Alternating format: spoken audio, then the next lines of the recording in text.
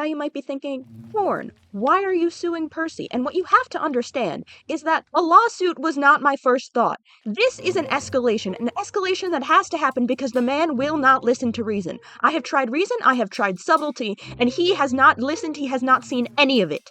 So it's the last thing I can do. And I know you're probably still wondering, why are you suing Percy? Because I haven't clarified that, but let me make it very, very clear.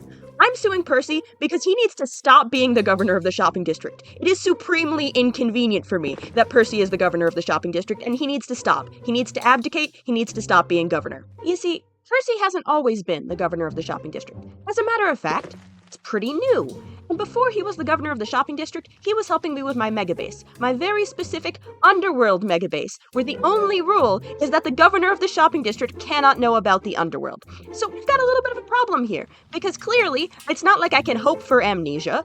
I can't. That's not the way this works. And while he might be turning a blind eye to it, that's not how this goes. And so I want Percy to not be the governor anymore, because I've got plans for him in the underworld. Plans to honor all of his commitments and all of the help he gave me back at the beginning when I was still putting pieces of the underworld together. I want to honor that, and I can't honor that if he's still the governor of the shopping district, because he's not supposed to know about the underworld. And I know he knows. But it's the principle of the matter. It is the cardinal rule of the underworld that the governor of the shopping district is not supposed to know about the underworld. And it's a rule I won't break even for Percy. So he's got to stop being the governor. So I tried to just, be subtle about it. Ask him not to. Put signs in his house saying, hey, why don't you abdicate? Put signs every single day in his house saying, why don't you abdicate? Eventually, I got tired of only doing once a day, and I just posted signs all around his house saying, hey, why don't you abdicate? And he hasn't done anything. I don't even know if he's seen them. So clearly, if he won't listen to subtlety and he won't listen to reason, he'll listen to the law. So I've gone and I've sued him. Now, we don't exactly have formal laws on the books in Arcadia, but I'm pretty sure that overthrowing the previous democratically elected governor in a violent coup is grounds for me to sue Percy. And on top of that, he hasn't even done his job as governor. The job, by the way, in case you were wondering, is to mediate between interpersonal disputes in the shopping district, and he hasn't done any of that. Although, to be fair, whether that's because he hasn't done it or there haven't been opportunities for him to do it is a little bit up in the air, but I'm pretty sure that's still grounds to sue. So I'm suing Percy because not only did he overthrow the democratically elected governor in a violent coup, I will not stop repeating that, he also hasn't actually been doing his job. And admittedly, just suing him doesn't mean I'll succeed, but I'm pretty sure, my case is pretty strong here. And more than that, I know the judge. I got to choose the judge. The judge is Triz, and I am not above bribing a judge to get this to go the way I want it to. This is about the underworld, after all. I'm not above playing dirty.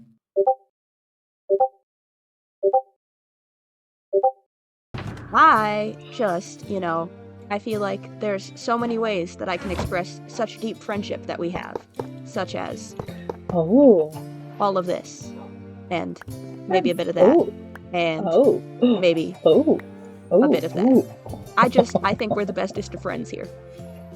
I think so too. And now you might be thinking, hey Corn, isn't bribery a crime? Like a crime you could get sued for? And as a matter of fact, it is. And if Percy chooses to bring charges against me, for bribing the judge in this court case, he can more than do that. There's just a couple of things. First of all, my court case will happen first because it was submitted first. And the law does in fact, go in order of submitted. And more than that, he can sue me for all I'm worth. I seem to have mysteriously lost all of my liquid assets. I don't have a ton of diamonds, I don't have a ton of netherite, so he can sue me for all I'm worth because I'm not worth that much anymore.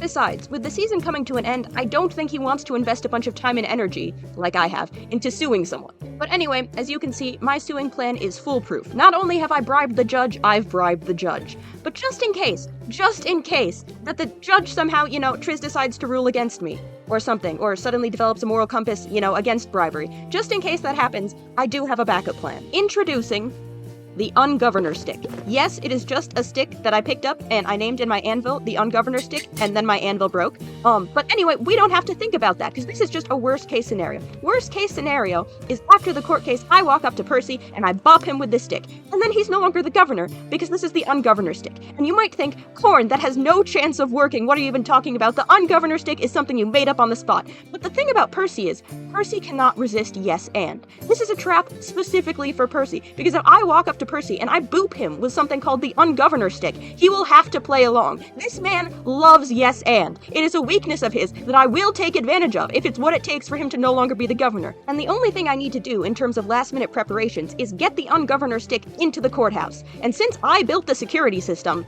that'll be pretty easy. This is the courthouse. It had grounds done by effect, it was built by Triz, and I did the interior. And when I was told to do the interior, I asked if I could also, just do the security system. Fairly straightforward, so if you'll go in here, you'll see my beautiful interior with custom paintings. Yes, I did put a lot of effort into this. And you'll see the security system.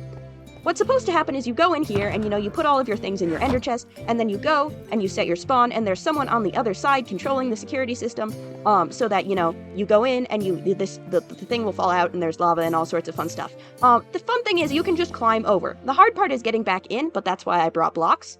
So voila! I've bypassed the security system. Now, originally, this clip continued a bit further, and I actually showed on camera where I had hidden the ungovernor stick. But in retrospect, it occurred to me that that's kind of stupid, because then someone could move the ungovernor stick, and I wouldn't have it when I need it. So no, I shan't show you where I hid it, but I should tell you that I've always had hiding spots. I did the security system, I always left weaknesses in it, and I've always had hiding spots in the courthouse. Originally, they were for weapons, because I thought it would be really fun to assassinate someone in the middle of a court case, but I only had one assassination request, and, well, it went differently.